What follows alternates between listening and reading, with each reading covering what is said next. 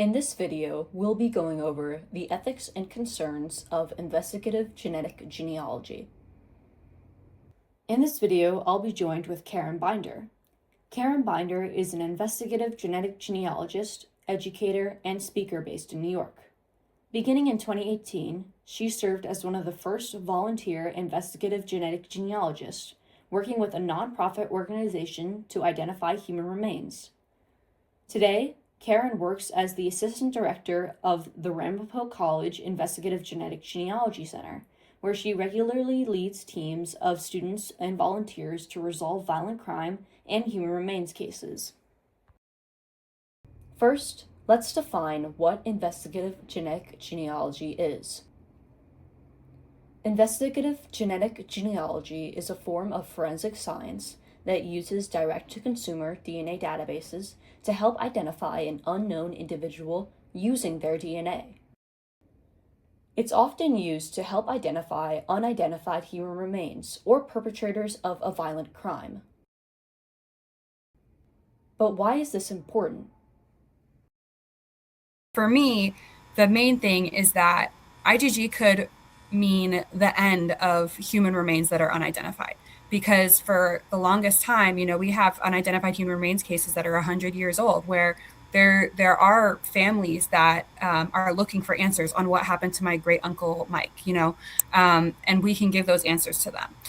Especially now where we have a lot of, I'm just going to say, humanitarian issues happening in the United States and in the world, families that are separated and people that are torn apart for whatever reason. IgG can help bring those families answers to what happened to their missing loved ones. The process to performing IgG takes multiple lengthy steps. However, this video will mostly dive into the third and fourth step and getting into the ethics of IgG in relation to these direct-to-consumer databases. Ever since the identification of the Golden State Killer using IgG, which has caused its sudden push into the public perception, many people have had a lot of concerns regarding not only the privacy of third-party individuals in these DNA databases, but also the use of this information by law enforcement. In the past, surveys have been carried out to document these varying concerns from the public, like with Christy Guarini's survey, where she collected people's opinions on law enforcement's different applications of consumer DNA.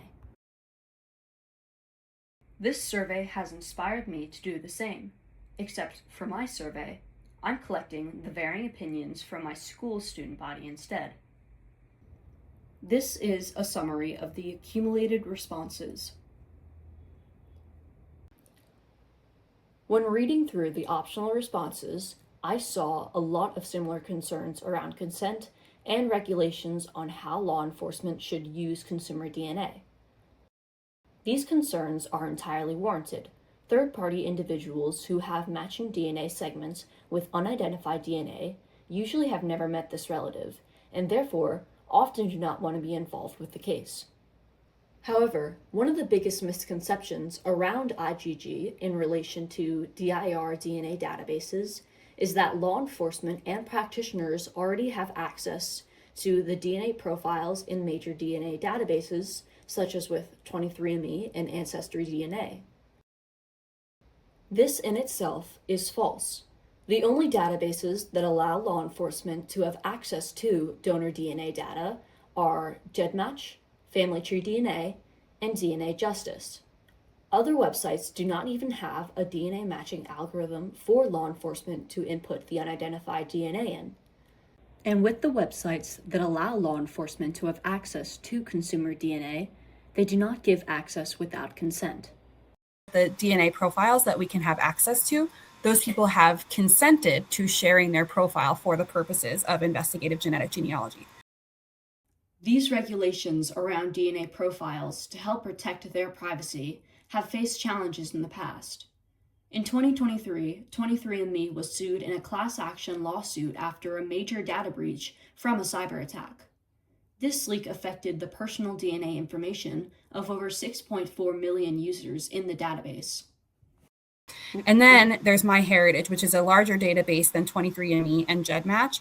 And that was accessed by, from what I understand, it was accessed by the FBI to search the profile in the Idaho murders case, which was a couple years ago at this point.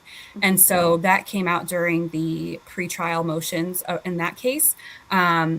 And MyHeritage has since locked down their database so that third-party profiles cannot be uploaded to that database. But I understand it was used in some cases for IgG. And it's one of those things. It's not against the law; it is against the rules. So that it's kind of like if a person that's under 13 makes an Instagram profile, it's not against the law for them to do that, but it is against the rules of Instagram.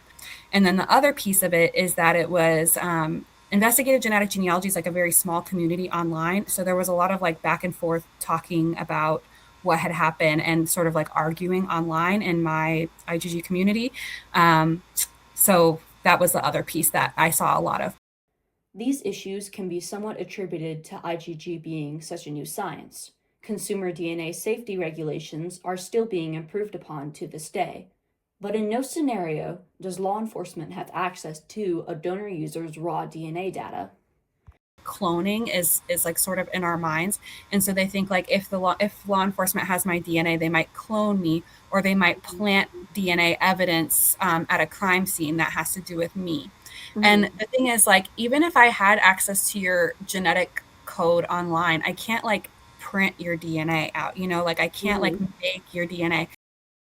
On top of this, the Department of Justice has put in place an interim policy that's designed to find a middle ground between solving violent crimes and protecting the privacy of citizens. Here are some notable excerpts. Information derived from a genetic association is used by law enforcement only as an investigative lead. Traditional genealogy research and other investigative work is needed to determine the true nature of any genetic association. A suspect shall not be arrested solely on a genetic association generated by a genetic genealogy service. Investigative agencies shall use biological samples and forensic genetic genealogy profiles only for law enforcement identification purposes, and shall take all reasonable and necessary steps and precautions to ensure that same limited use by others who have authorized access to those samples and profiles.